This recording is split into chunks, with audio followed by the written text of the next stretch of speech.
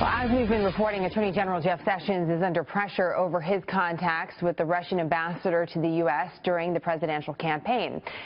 Senator Sessions at this time did not disclose those meetings during his confirmation hearing, and now some Republicans say he should recuse himself from investigations of Russian involvement in the U.S. election.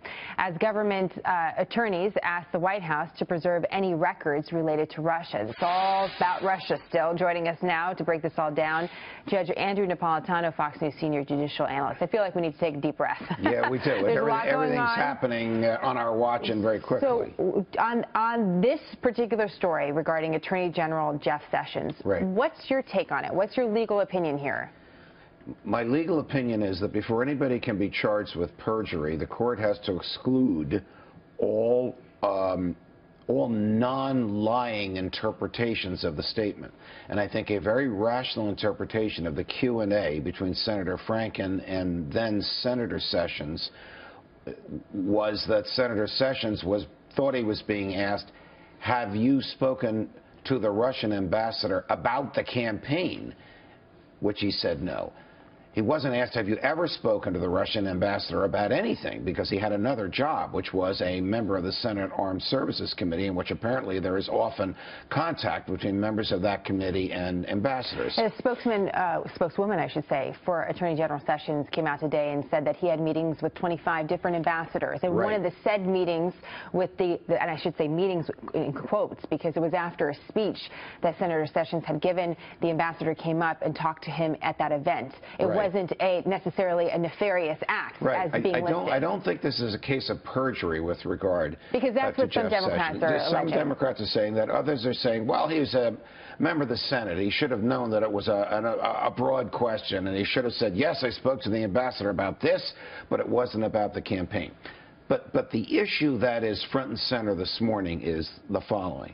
The FBI has been investigating the Trump campaign for a couple of months, even after Donald Trump became the President of the United States, starting beforehand, to determine whether or not there was any involvement by the Russians in the campaign or any effort by the Russians to influence the outcome of the election. If Jeff Sessions was a part of that campaign, and it appears he was, he can't really be the boss of the FBI while they investigate it. So it sounds like you're saying that it should be something to be considered that he would recuse himself. Yeah, and recusal is not a mark of shame. It's actually a mark of doing the right thing ethically, so that not only is there no impropriety, there isn't even the appearance of impropriety. It just also means that the decisions would be made by the number 2 person in the Justice Department. Now, it gets a little dicey here, because President Trump has nominated his choice for the number 2 person in the Justice Department, and his confirmation hearings are next week. Right now, the number 2 person in the Justice Department, also a choice of President Trump, is a career Justice Department prosecutor. He would be making decisions until the number 2 is actually confirmed. So that brings to the question whether or not the American public can trust the investigation that is taking place right now. I think the American public can trust Jeff Sessions, but I think they'd have more trust in this if a person who was arguably involved in the campaign was not involved in the investigation of the campaign. Let's just put this in context as well. It's not just the last 24 hours.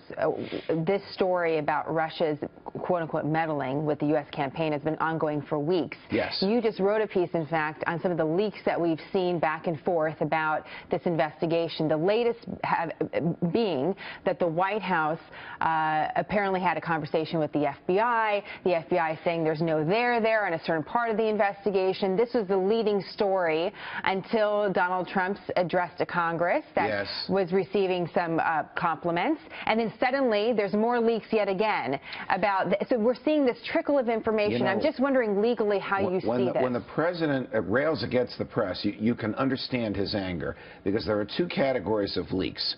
One are leaks of national secrets, leaks from the intelligence community intended to embarrass, humiliate, or manipulate the president. They do this by revealing. They also do it by concealing, by not telling their bosses and ultimately the president everything he needs to know to make national security secrets. Those are crimes, and those are being investigated by the FBI.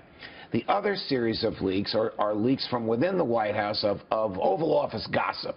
Those are a pain in the neck to the president, so to speak, but they're not crimes. Gossip in general. The gossip is being investigated by the White House legal counsel. The intelligence community leaks are being investigated by the FBI. All these leaks are being reported in the press. They all infuriate the man in the Oval Office, and they all impede his ability to do what he wants to do. I do think it's important to underscore as a journalist that we don't have facts of wrongdoing yet in any of these different circles, and that's what we're waiting for. So we'll see what facts present themselves. But we are free to discuss it, of course, and free to ask questions as we are right now. Right. Judge, thank you. Pleasure, John? Jenna.